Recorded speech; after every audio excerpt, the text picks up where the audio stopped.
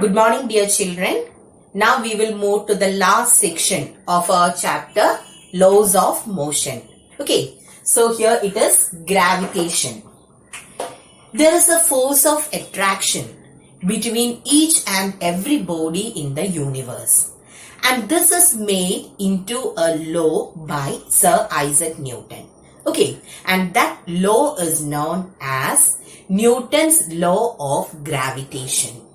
So before moving to the law, we will just consider how this law or what this law says. Okay. So for that, I am considering two different bodies of masses M1 and M2. Okay. Two different bodies of masses M1 and M2. Now, let these two bodies are separated by a distance R. Okay. Now I have taken the distance not from the surface, from the center. This is how we will consider the distance between two objects. The distance will be always measured from the center of gravity of a body. Okay, that is why I have drawn the distance from the center. So we are considering two bodies of masses M1 and M2 separated by a distance R. Now, according to Newton's law of gravitation, there is a force between these two bodies. Okay. So for force, I will write F. And this force is directly proportional to the product of their masses. Okay. So two bodies, we have considered two bodies with masses M1 and M2. So it is directly proportional to the product of their masses and inversely proportional to the square of distance between them. Distances are square of distance means R square. Inversely, that is why I have written it in the denominator.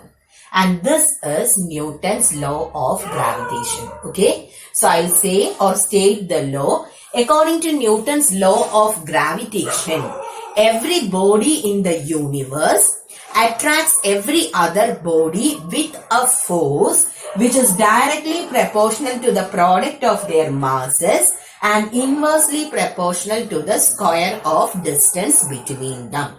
Now, is it clear? So, I told you there is a force of attraction between each and every object in the universe, and this is made into a law by Newton.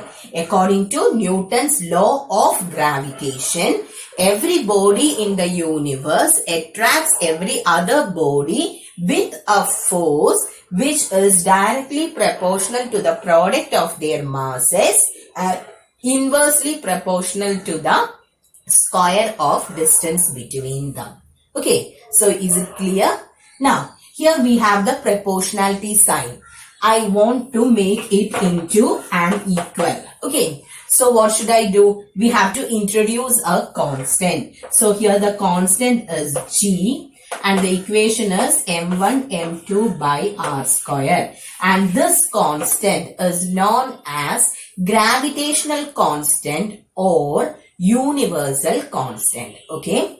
So in order to remove the proportionality, I have introduced a constant G, and G is known as gravitational constant or universal constant. Okay. Now, the value, shall we write this equation in terms of G? G is equal to, I have kept G here. The quantities in the denominator will go to numerator and in the numerator will move to the denominator. So what will we get? F R square by M1 M2. Okay. Now, the value of G. G is a constant. That means it has a fixed value, isn't it? Value of G is 6.67 into 10 raised to minus 11. You have to by heart this value. Okay. 6.67 into 10 raised to minus 11 is the value for G. Now we need the unit of G. So from here, what is the unit for force? Newton. For distance, it is meter. Since it is R square, meter square. Remaining terms are coming in the denominator. So I should put a bar sign there. Then mass is measured in kilogram. Since M1 and M2 are there, it will be kilogram square. So this is the value for G. Okay. G is called gravitational constant or universal constant. So it will be having a fixed value. Its value is 6.67 into 10 raised to minus 11. And by writing the equation, we will be getting the unit as Newton meter square per kilogram square. So is it clear?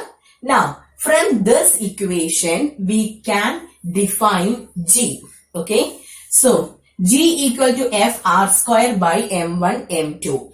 If R, that is distance between the two objects, is 1 meter and the mass of these two bodies are 1 kilogram each, what will be G? G will be equal to F, isn't it? Did you understand? If I consider the distance as well as masses are equal to unity or 1, G will be equal to F. So from here we can give a definition for gravitational constant. Gravitational constant is defined as the gravitational force between two bodies of masses 1 kilogram each separated by a distance 1 meter. So if two bodies of masses 1 kilogram each are separated by a distance 1 meter, then gravitational constant will be equal to the gravitational force. This is how we will define gravitational constant. Okay. So is it clear? Then related to this gravitational force or gravitational force has certain characteristics. Okay. So 4 main points we have to remember related to this gravitational force. F is gravitational force and G is gravitational constant. Okay. So 4 characteristics of this gravitational force. First one is gravitational force is always attractive in nature. Okay. It is always attractive. It won't be repulsive. Attractive means shows attraction between two bodies. Repulsive means what? It will get repelled, isn't it? So gravitational force means it will be always attractive in nature. Now the second point is gravitational force is directly proportional to the product of the masses. Okay. So what will be the third point? It will be inversely proportional to the square of distance between the two masses. And the fourth one is gravitational force is significant or important only in the case of heavenly bodies. Okay. If the size is more, then only it comes to act, or then only we will feel the gravitational force. I told you there is a force of attraction between each and every object in the universe. So there is a force of attraction between the chalk and myself, or between each and every object around me, isn't it? But are we feeling these things? No, we won't feel, because gravitational force will be significant or important only in the case of heavenly bodies or bodies with huge mass. Okay, so these are the 4 characteristic features in the case of gravitational force. So what are they? It will be always attractive in nature, directly proportional to the product of the masses, inversely proportional to the square of distance, and it is significant in the case of heavenly bodies. Okay. So is it clear now?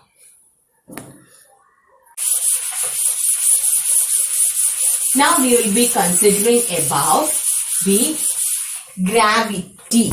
Okay. Gravitational force means it is the force of attraction between any two bodies in the universe.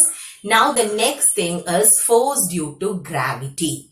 The force exerted by Earth on a body. The attractive force exerted by Earth on a body can be called as force of gravity. Okay. The force exerted by each and every object. The attractive force between each and every object in the universe is gravitational force. That is F. Now, the force exerted by Earth on a body can be called as force due to gravity. Okay, so we already learned that Earth is attracting each and every object towards its center, and that is called force of gravity. Now we are considering a small mass m kept on the surface of the Earth. Okay, a mass small letter m, let this be the Earth. It is kept on the surface of the Earth.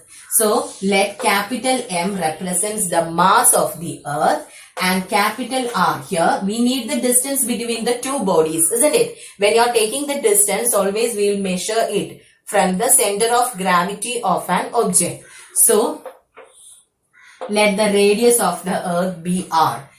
M is the mass of the Earth, and M is the small letter m is the mass of the object placed on its surface. So R, the radius of the Earth, will be the distance between the two. Now in this case, how can we write the gravitational force? F will be equal to, anyway, G we need. Force stands for gravitational force. G is gravitational constant. Then product of masses. M is the mass of the Earth and small m stands for the mass of the object. And what about the distance? It will be capital R square. So is it clear? When we consider the force, attractive force exerted by Earth on a body, we will call it as force due to gravity. We are considering a body of mass m placed on Earth's surface. Let capital M be the mass of the Earth and capital R be the radius of the Earth. So we can write the equation as F is equal to G mm by R square. Okay, so is it clear? Now, the next thing is about acceleration due to gravity. Already we learned that Earth is pulling each and every object towards its center, isn't it? Now, when Earth is pulling each and every object towards its center, what happens to the speed of the object? The speed of the object increases, isn't it? And do you remember what is free fall? When an object falls only under the force of gravitation or gravity, we will call it as free fall. So if I am putting a chalk down, many forces, gravity will be Earth's gravitational force will be exerting on it and it will be pulling it down. At the same time, frictional forces there, air is exerting a force. So many forces are acting on the body. But when you are considering free fall, the only force acting there will be the gravitational force, isn't it? Now, when a body is coming down due to the Earth's gravity or due to the gravitational pull of the Earth, the velocity or speed of the body increases. Increase in speed or velocity can be called as acceleration, isn't it? And what happens to the acceleration for a falling body? When the body is coming down, its velocity increases. When the velocity increases, we'll call it as acceleration, isn't it? And if it is decreasing, it will be retardation. So, when in the case of a falling body, due to Earth's gravitational pull, acceleration increases. And this acceleration produced in the body is known as acceleration due to gravity.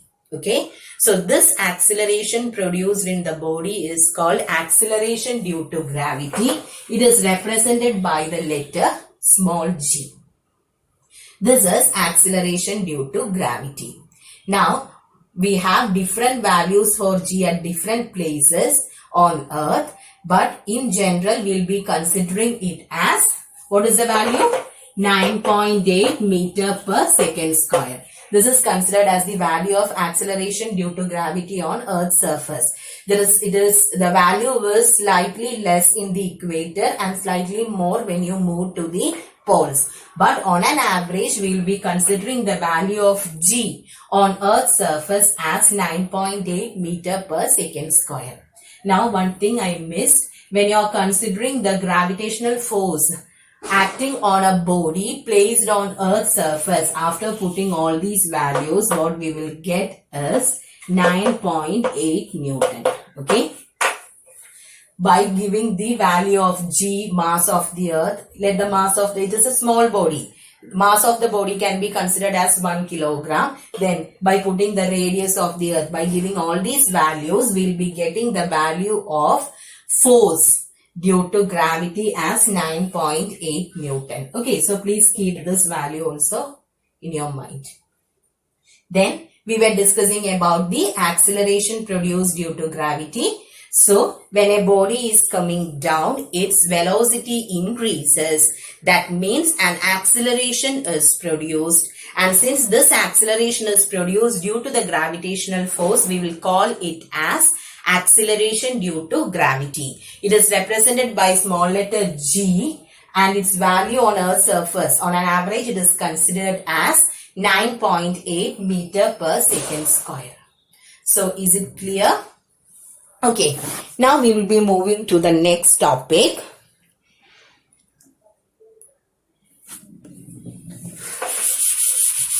That is relation connecting capital G and small g. Okay, relation connecting capital G and small g. So we are going to consider a body of mass m, small letter m, placed on Earth's surface. So what will be the force acting on the body? From Newton's second law of motion, we learned that F is equal to ma, isn't it? Now, in the case of acceleration produced due to gravity, when you are keeping a body on Earth's surface and when you release it, it will be coming down. It is an accelerated motion, and this acceleration is produced due to gravity, isn't it? So, equation F is equal to ma can be written as F is equal to mg. Once again, you are considering a body of mass m placed on Earth's surface. From Newton's second law of motion, the force acting on the body can be written as mg. Our standard form was F is equal to ma, but here, since the acceleration is produced due to gravity, I have written the value as F is equal to mg. Now, according to gravitational force, what was the equation? F is equal to gmm by r square. This is what we learn now, isn't it? The gravitational force exerted on a body placed on Earth's surface is given by the equation gmm by r square. Now we are going to equate these two. mg is equal to gmm by r square, or what will be g? G is equal to gm by r square. This m will come down. Here also we had an m, both gets cancelled. So G is equal to gm by r square. And this is the equation connecting gravitational force or gravitational constant and acceleration due to gravity. Okay. Relation connecting small g and capital G. Capital G is gravitational constant, small g is acceleration due to gravity. So is it clear? We have considered a body of mass m placed on Earth's surface. So from Newton's second law, F is equal to mg. Then gravitational force acting on the body, F will be gmm by r square. By equating, you will be getting G is equal to gm by r square. So is it clear about the relation? Okay, now we will be moving to the next part, that is about the equations of motion. Okay, so already I told you what is free fall. If the only force acting on a falling body is the gravitational force, we will call it as free fall, isn't it? Now, we already learned three equations of motion. Do you remember which were they? V is equal to U plus AT.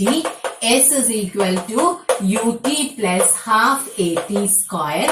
And V square is equal to U square plus 2AS. So these were the equations we learned, isn't it?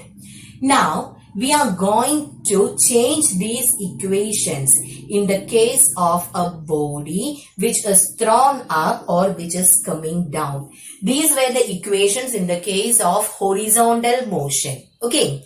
Now we are going to consider vertical motion, that is for a falling body or a body which is thrown up.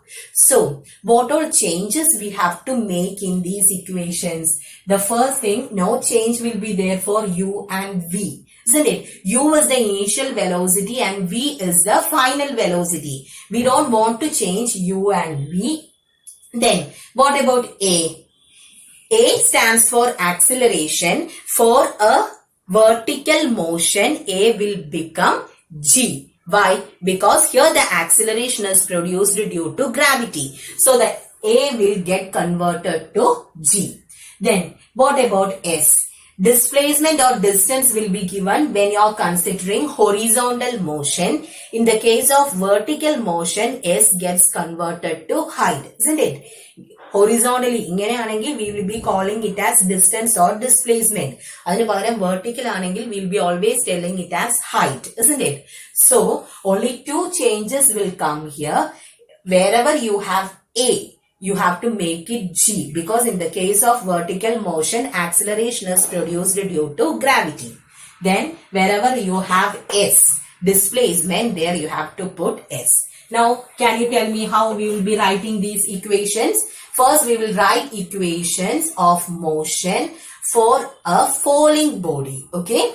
A body which comes down due to gravity, okay? So, in the case of free fall, how can we write this equation? V is equal to U plus GT.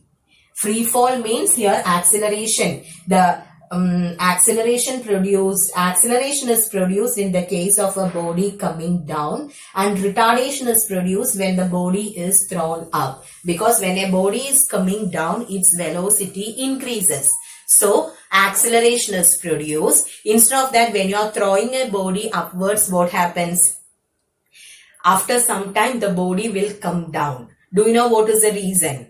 When a body is thrown upward, the force of gravity is pulling it downward. And when the body reaches a certain height, what happens is the gravitational force exerted by Earth will be more. So the body will stop its motion and it will come back. Okay.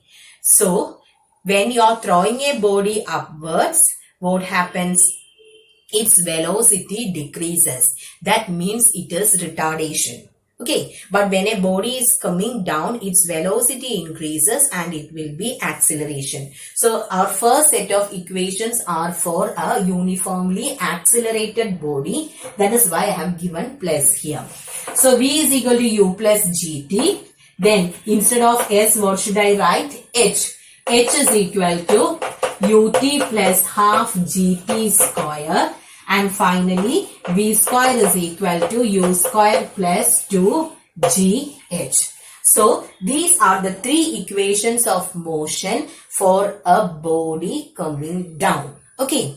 Now, instead of this, if you are considering a body moving up, how can I write these equations?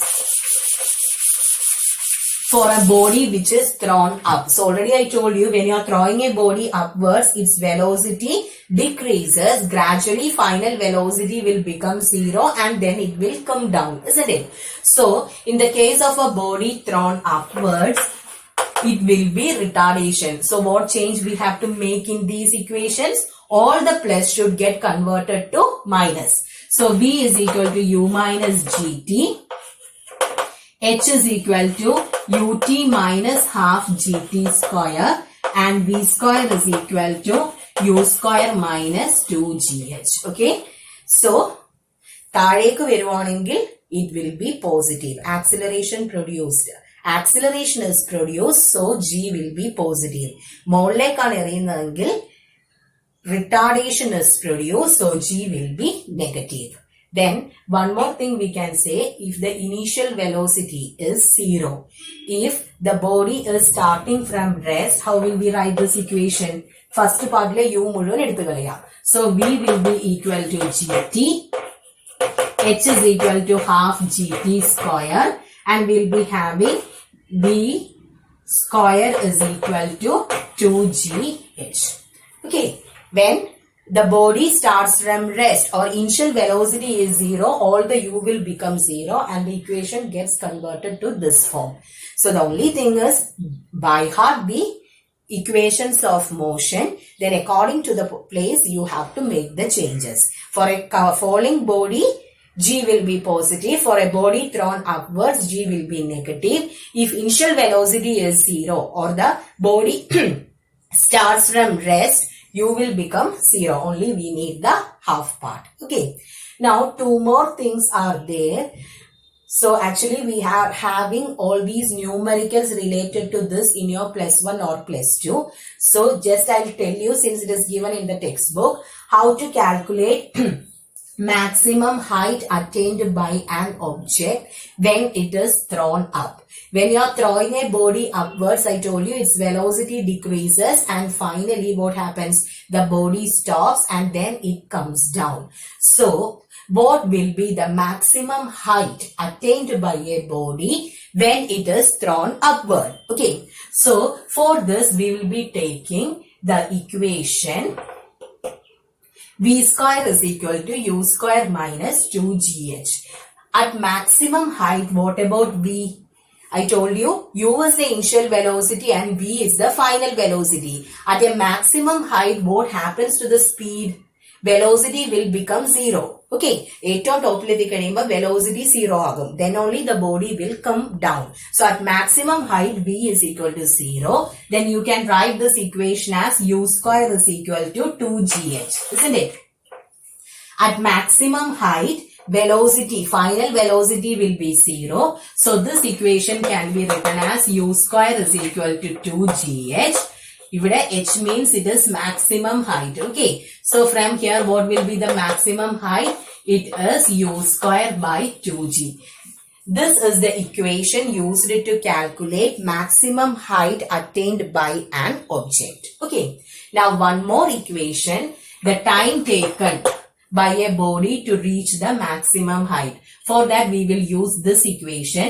V will become 0 because maximum height la velocity is 0. So U equal to GT, or you can write T is equal to U by G. So just have a look on these equations. No need to by heart these equations because we don't have numericals related to this here. Okay. So is it clear? So we were discussing about free fall and the equations of motion in the case of vertical motion. Okay. So we'll continue in the next video.